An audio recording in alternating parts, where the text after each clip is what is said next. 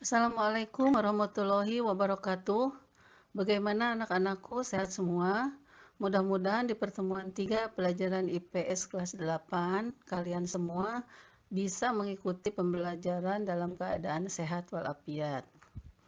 Jangan lupa mengisi kehadiran dan jangan lupa di musim pandemi COVID-19 ini kalian harus selalu menjaga kesehatan, selalu mencuci tangan, dan pakai masker apabila keluar rumah.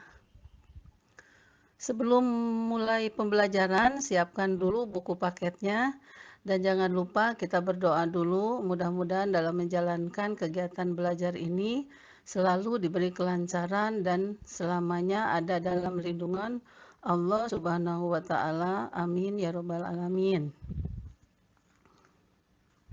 Baiklah, pada pertemuan sekarang ini kita akan membahas tentang mengidentifikasi pengertian faktor pendorong dan faktor penghambat antar negara-negara ASEAN dan mengidentifikasi bentuk-bentuk kerjasama dalam bidang sosial, politik, budaya, dan pendidikan antar negara-negara ASEAN.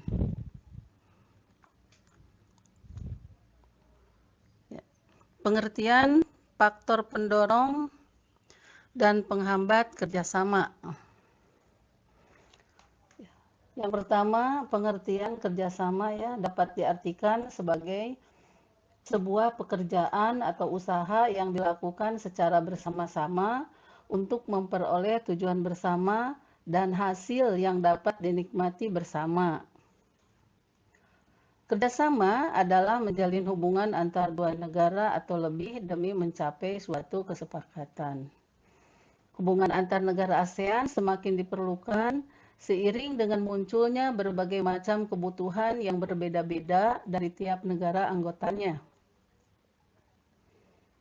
Di antaranya kebutuhan sosial, politik, maupun bidang yang lainnya menuntut suatu negara untuk berperan aktif dengan melakukan kerjasama antar negara maupun dengan dunia internasional. Selanjutnya, ada faktor pendorong, kesamaan dan perbedaan sumber daya alam. Kesamaan sumber daya alam antar beberapa negara dapat mendorong terjadinya kerjasama antar negara. Contohnya, beberapa negara penghasil minyak bumi membentuk suatu kerjasama yang diberi nama OPEC.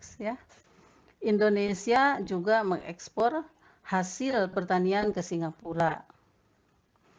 Kesamaan dan perbedaan wilayah.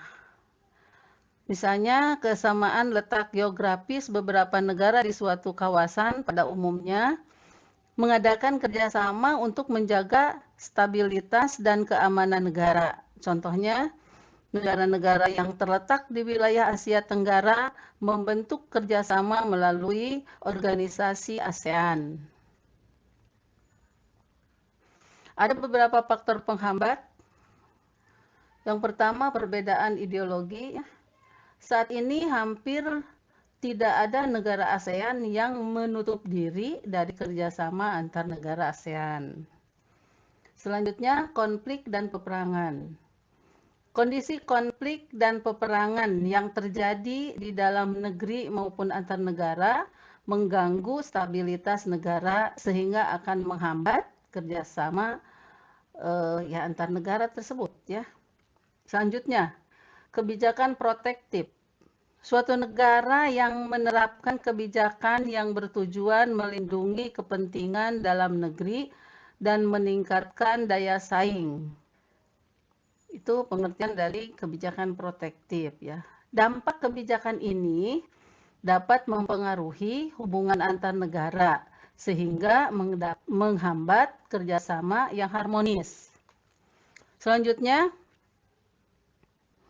perbedaan kepentingan tiap-tiap negara. Setiap negara memiliki kepentingan yang berbeda dalam melakukan kerjasama. Perbedaan ini dapat menghambat kerjasama yang harmonis. Lanjutkan, ada bentuk-bentuk kerjasama. Bentuk kerjasama bidang sosial dan budaya. Yang pertama nih, Kerjasama antar negara anggota ASEAN dalam bidang sosial dilakukan agar tercipta kerukunan dan kemajuan bersama. Setiap negara anggota ASEAN diminta berperan aktif dan ikut serta dalam upaya kerjasama guna mendukung kesejahteraan negara sendiri. Kerjasama dalam bidang sosial dan budaya dilaksanakan oleh COSD, ya. Selanjutnya, beberapa bentuk kerjasama di bidang sosial negara-negara ASEAN antara lain sebagai berikut. Bidang pembangunan sosial dengan menekankan kesejahteraan golongan. Terus membantu kaum wanita dan pemuda dalam usaha-usaha pembangunan. Lalu menanggulangi masalah perkembangan penduduk dengan bekerja sama. Program meningkatkan kesehatan atau makanan dan obat-obatan. Lalu meningkatkan kesejahteraan, terus mengembangkan sumber daya manusia, juga pertukaran budaya dan seni, juga ada festival film ASEAN. Selanjutnya, penandatanganan kesepakatan bersama di bidang pariwisata ASEAN, ya, ada ASEAN Tourism Agreement, ya.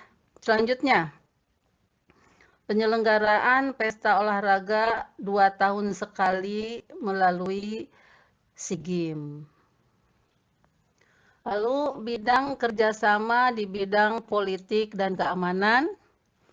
Kerjasama politik ini ditujukan untuk menciptakan keamanan, stabilitas, dan perdamaian antar negara ASEAN.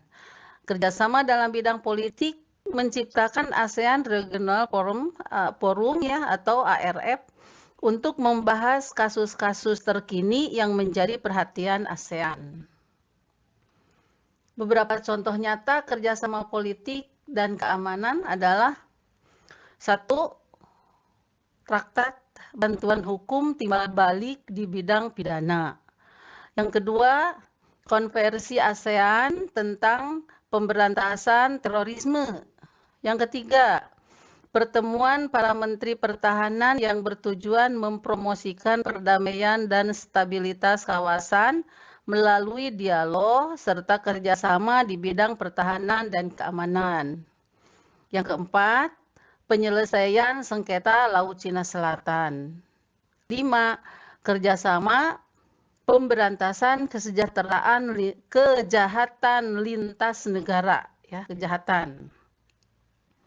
Selanjutnya yang keenam, kerjasama di bidang hukum, bidang migrasi dan kekonsuleran, ya, serta kelembagaan antar parlemen. Bentuk kerjasama di bidang pendidikan. Kerjasama bilateral maupun multilateral di bidang pendidikan terus dilakukan oleh negara-negara ASEAN demi tercapainya tujuan meningkatkan kualitas pendidikan di Asia Tenggara dan meningkatnya daya saing internasional. Ya, beberapa bentuk kerjasama di bidang pendidikan negara-negara anggota ASEAN antara lain: 1. ACT, ya, di Sanur dan Pasar Bali tentunya. Nah, itu disebutkan di nomor 1. Yang kedua, kita lanjutkan. Penawaran beasiswa pendidikan. Contohnya, Indonesia memberikan beasiswa pendidikan kedokteran, bahasa, dan seni kepada pelajar negara-negara anggota ASEAN dan kawasan negara berkembang.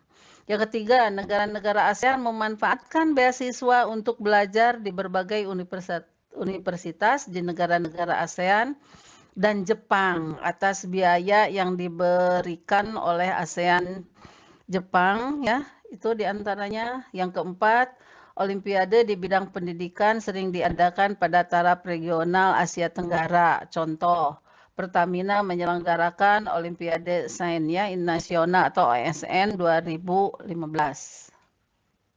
Ya, selanjutnya simak video berikut.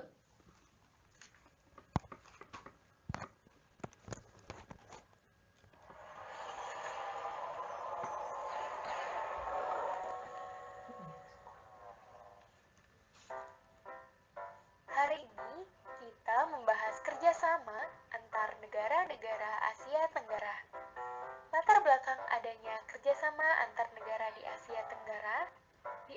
seperti adanya konflik Perang Vietnam, juga konflik kepentingan antar negara-negara Asia Tenggara, seperti Indonesia dan Malaysia yang berebut budaya dan keseniannya.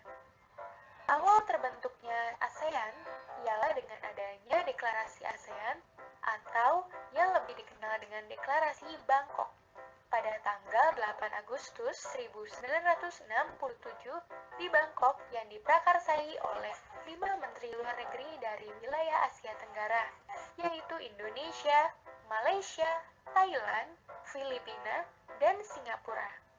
Kemudian, 5 negara lain menyusul menjadi anggota ASEAN, yaitu Brunei Darussalam pada 8 Januari 1984, Vietnam pada tanggal 28 Juli 1995, disusul Myanmar dan Laos pada tanggal 23 Juli 1997, terakhir Kamboja pada tanggal 30 April 1999. Seperti organisasi pada umumnya, ASEAN sebagai suatu organisasi juga punya prinsip dan tujuan sendiri. Tujuan didirikannya ASEAN sudah ada sejak deklarasi di Bangkok. Tujuan tersebut adalah mempercepat pertumbuhan ekonomi, meningkatkan perdamaian dan stabilitas regional wilayah, menciptakan kerjasama yang aktif dan saling membantu dalam menyelesaikan masalah-masalah, saling memberikan bantuan dalam bentuk pelatihan dan penelitian dalam bidang pendidikan, teknik, profesi, dan administrasi. Bekerja sama secara efektif guna meningkatkan pemanfaatan pertanian dan industri, memajukan pengkajian mengenai Asia Tenggara. Prinsip dibentuknya ASEAN terutama dalam kerjasama antara lain adalah persamaan kedudukan dalam keanggotaan, tanpa mengurangi kedaulatan masing-masing negara anggota. Keanggotaan ASEAN juga terbuka bagi seluruh negara-negara yang berada di wilayah Asia Tenggara dengan syarat menyetujui dasar-dasar dan tujuan organisasi ASEAN. ASEAN juga punya lambang yang berupa ikatan 10 batang padi yang menggambarkan solidaritas, kesepakatan, serta keterkaitan untuk bekerja sama mewujudkan kemakmuran bagi rakyat dan cita-cita menciptakan perdamaian dan stabilitas kawasan Asia Tenggara.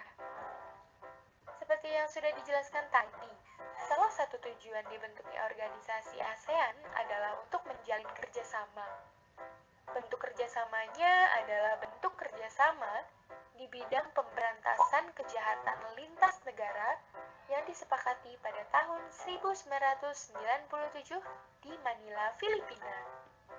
Kerjasama di bidang hukum yang dilaksanakan melalui mekanisme pertemuan para pejabat tinggi ASEAN di bidang hukum.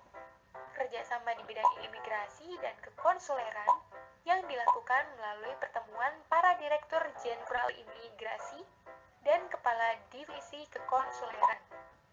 ASEAN Free Trade Area yang disingkat AFTA yang berfungsi sebagai payung bagi semua bentuk kerjasama ekonomi. SEATO yang kepanjangannya South East Treaty Organization yang bergerak di bidang pertahanan dan keamanan di kawasan Asia Tenggara. Terakhir, MAPINDO atau organisasi yang berdasarkan konsepsi negara-negara serumpun. Demikianlah materi kali ini. Sebelumnya, Baiklah anak-anakku, untuk mengakhiri pembelajaran pada pertemuan ini, tentu kalian harus memahami mengenai pengertian, faktor pendorong, dan faktor penghambat, dan kerjasama dalam bidang-bidang tersebut. Kesimpulannya bahwa hubungan antar negara ASEAN semakin diperlukan seiring dengan munculnya berbagai macam kebutuhan yang berbeda-beda dari tiap negara anggotanya, menuntut suatu negara untuk berperan aktif dengan melakukan kerjasama antar negara ataupun dengan dunia internasional. Ya, untuk lebih jelasnya, baca buku paket halaman 44 sampai halaman 49. Adapun untuk tugasnya, satu, jelaskan pengertian kerjasama. Yang kedua, sebutkan 2 faktor pendorong. 3, sebutkan 4 faktor penghambatnya. Yang keempat, sebutkan bentuk kerjasama antar negara ASEAN itu dalam bidang apa saja. Ya. Tentu ini mengenai negara ASEAN. Untuk latihannya biasa dikerjakan di buku latihan, tulis latihan 3 ya. Rupanya pertemuan hari ini cukup sampai di sini dulu. Wassalamualaikum warahmatullahi wabarakatuh.